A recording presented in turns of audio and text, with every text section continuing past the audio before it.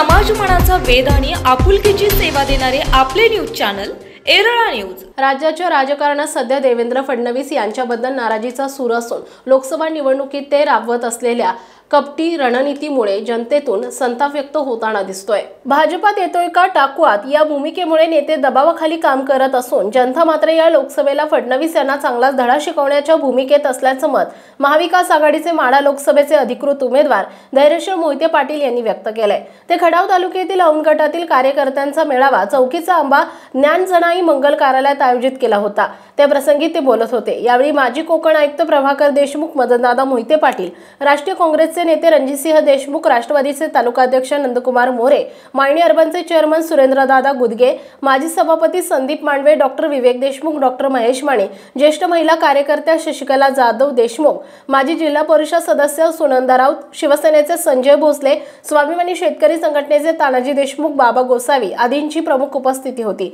यावेळी पुढे बोलताना धैर्यशील मोहिते पाटील म्हणाले की लोकसभा निवडणुकीत राजकीय वातावरण ढवळून निघाले असून भाजपाची ध्येयधोरणे, आरक्षणाविषयी त्यांचं मत आणि द्वेषाची त्यांची वक्तव्ये, त्यामुळे जनता भाजपला कंटाळली आहे। प्रभाकर देशमुख म्हणाले की मराठा समाजाच्या आरक्षणात झालेली फसवणूक, धनगर समाजाला पहिल्या कॅबिनेटचे दाखवलेले स्वप्न, सातत्याने मुस्लिम समाजाला टार्गेट करून दलित नेतृत्वांना आपल्या काबूत ठेवण्याचा प्रकार हे भाजप सरकार करते। रणजितसिंह देशमुख म्हणाले फडणवीस यांच्या सत्यानाशाच्या वक्तव्यामुळे महाराष्ट्रात महाविकास आघाडीच्या उमेदवारांनाच फायदा होणार आहे। अपेक्षाभंग करणारे मोदी सरकार विरुद्ध सर्वसामान्य जनता अशी ही लढाई आहे। नंदकुमार मोरे म्हणाले अबकी बार 400 पार असते तर दोन पक्ष कशाला फोडायला लागले असते। देशातील सरकार बदलणार ही काळ्या दगडावरची रेख आहे। यावेळी धैर्यशील मोहिते पाटलांना औंध गटातून भरघोस मतदान देण्याची ग्वाही माजी सभापती संदीप मांडवे, डॉक्टर विवेक देशमुख, नारायण माने, डॉक्टर महेश माने, तानाजी देशमुख, धनाजी फडतरे, सुनील नेटके, संतोष मांडवे आदींनी दिली आहे। कार्यक्रमाचं सूत्रसंचालन शिवम डोंबे यांनी केले। प्रास्ताविक प्राध्यापक SP देशमुख सर यांनी केले, तर आभार मनोजदादा कदम यांनी मानले। मेळाव्यास धर्माजी मांडवे, भालचंद्र कदम, प्रतापराव देशमुख, राजेंद्र देशमुख, पृथ्वीराज देशमुख, शिवाजीराव कदम, छगन कदम, रामभाऊ निंबाळकर, संभाजी पवार, ज्ञानेश्वर शिंदे, डॉक्टर रामचंद्र साळुंके, पैलवान विकास तात्या जाधव, नितीन जाधव आदींसह औंध गटातील गावोगावचे सरपंच, चेअरमन, सर्व आजी माजी पदाधिकारी आणि कार्यकर्ते मोठ्या संख्येने उपस्थित होते।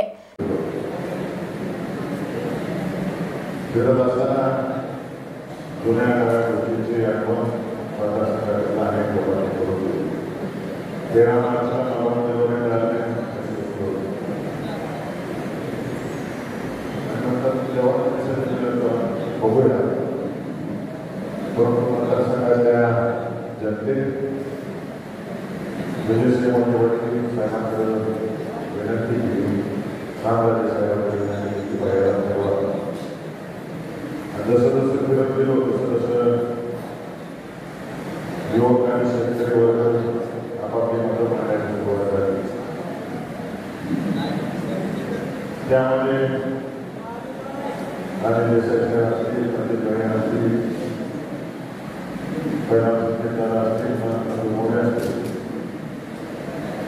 या सगळ्यांनी मला सांगितलं की जनतेच्या मनामध्ये काय चाललंय, तुम्ही उमेदवार काय, हे सगळे मंडळी माझ्या मनात काम करायला उभा आहे। आणि तसं फिरत होतो, मला लोक बोलत होते आणि या लोकांनाही मला सगळ्यात मोठं बोलत होतो की आज शेतकऱ्याची अवस्था विद्यमान सरकारने काय म्हणत होते। छोट्या शेतकरी म्हटलं तरी त्याला लाख रुपयाची खर्च लागतात, 18,000चा GST करतो, 1.5 वर्षात 6 वर्षांपर्यंत आंदोलन केलं करून 12,000 रुपये शेतकऱ्याच्या खिशातून पुन्हा शासनाला जर हिशोब केला, गेल्या 10 वर्षात जर असं भेटलं असेल तर 1,20,000 रुपये शासनाने शेतकऱ्याला शासन आम्ही मग शासन त्याच्यावर बोलवलंच नाही। कांद्याच्या पिकाच्या बाबतीत तुम्ही सगळ्यांनी काय अवस्था गुजरातचा कांदा इलेक्शन पिरियडमध्ये सुद्धा सरकार त्याच्यावर एक्सपोर्टची बंदी उठवतो, परमिशन देतो, आपला महाराष्ट्राला आज कांदा व्यापाऱ्यांनी थोडे शेतकरी गेल्या वर्षी मला काही शेतकऱ्यांनी सांगितलं आमच्या वरच्या भागाकडे असतात शेतकऱ्यांनी सांगितलं की मला गेल्या वर्षी 3 लाखाची पट्टी आली होती, या वर्षी 70 ते 80,000 एवढी बिकट परिस्थिती महाराष्ट्रातल्या शेतकऱ्यांची उमेदवारांच्या संदर्भात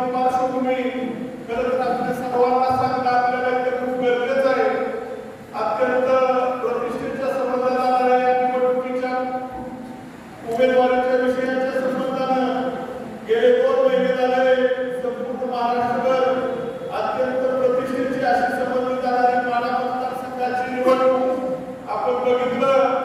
खूप मोठा संघर्ष करून महाविकास आघाडीच्या माध्यमातून धैर्यशील मोहिते पाटील यांची उमेदवारी कशा पद्धतीने झाली या संदर्भात बराच मोठा वाद या निमित्तानं झाला. मित्रांनो, आपण बघितलं या मतदारसंघाचे खासदार 2009 साली पुनर्रचना झाल्यानंतर आदरणीय शरदचंद्र पवार साहेबांच्या माध्यमातून या मतदारसंघामध्ये हजारो कोटी रुपयांची पाचपटची कामं झाली. याच मतदारसंघातील संघ सभा देशमुख साहेब हॉलमध्ये झालेली होती 2009 साली. त्यावेळेला पवार साहेबांनी एवढा शब्द दिलेला होता की मावळत्या समितीने साक्षी घेऊन सांगितलं होतं की मान खटावला या उघडीचं पाणी शेवटच्या टोकापर्यंत पोहोचवण्याचं काम मी करणार आणि तिथे सत्यात उतरवण्याचं काम आदरणीय शरद पवार साहेबांनी केलं. इतकं मोठं शेतकऱ्यांसाठी काम आदरणीय पवार साहेबांच्या माध्यमातून जवळपास 71,000 कोटी रुपयांची कर्जमाफी झाली. अशा पद्धतीचं काम संपूर्ण माढा मतदारसंघामध्ये चालू असताना विजयसिंह मोहिते पाटलांनी सुद्धा अत्यंत भरघोस पद्धतीचं काम आपल्या मतदारसंघामध्ये केलं. परंतु एक आता आपण बघतोय भैयासाहेब पंचायत समितीचे सभापती होता. इतकं चुकीच्या पद्धतीचं काम केंद्र शासनाच्या माध्यमातून चालू आहे. हजारो करोडांच्या हाताला काम की उमेदवारी ज्या दिवशी नक्की झाली त्या दिवशी विजयाची वक्तव्य ठेवलेली आहे. लोकांच्या मध्ये प्रचंड उत्साह तुतारीच्या दिशेने लोकांनी कौल दिलेला आहे आणि लोक ज्या दिशेने चालले आहेत त्या दिशेने नेते मंडळी जायला पाहिजे असं लोकांनी सांगितल्यामुळे सर्व नेते मंडळी तुतारीच्या उमेदवाराच्या मागे ठाम पडले आहे. आपल्या भागामध्ये धैर्यशील भैया इथे येता आलेले आपल्या गुंतवणूक करणार आहे. एक नवीन धनाढ्य नेतृत्व त्यांनी मास्टर्स तालुक्यामध्ये अतिशय चांगलं काम केलेलं आणि मला खात्री आहे की भविष्यामध्ये आदरणीय पवार साहेबांचा आदर्श समोर ठेवून ते आपली वाटचाल करतील. पवार साहेबांचं शेतकऱ्यांची घटना असं नातं आहे आणि म्हणून आज जर आपल्याकडं शेतकऱ्यांच्या मध्ये जी अस्वस्थता आक्रोश आहे ते केंद्र शासनाचं शेतकऱ्यांच्या बद्दलचं धोरण आहे. केंद्र शासनानं जाहीर केलं होतं की 5 वर्षामध्ये शेतकऱ्यांचं उत्पन्न दुप्पट होईल, हमी भाव दिले जातील. पण आज जो हमी भाव दिला जातोय तो सातत्यानं शेतीमालाचा भाव कमी होतोय, दुधाचे भाव कमी झालेले आहे. आदरणीय पवार साहेब ज्यावेळेला कृषी मंत्री होते त्यावेळेला ते कृषी आयुक्त म्हणून काम केलं. त्यावेळेला कृषी शेतमालाचे हमी भाव 10 ते 20% वाढायचे. दुधाच्या त्या ठिकाणी भावामध्ये सुद्धा सातत्याने वाढवायचे.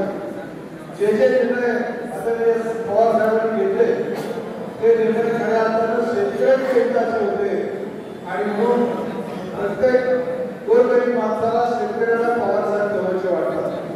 एरळा न्यूजसाठी प्रतिनिधी शरद कदम आणि सोमनाथ काळे, चौकीचा आंबा. आपल्या भागातील महत्त्वाच्या बातम्या पाहण्यासाठी आजच आमच्या एरळा न्यूज चॅनलला YouTube वर सबस्क्राइब करा आणि बेल आयकॉन प्रेस करा.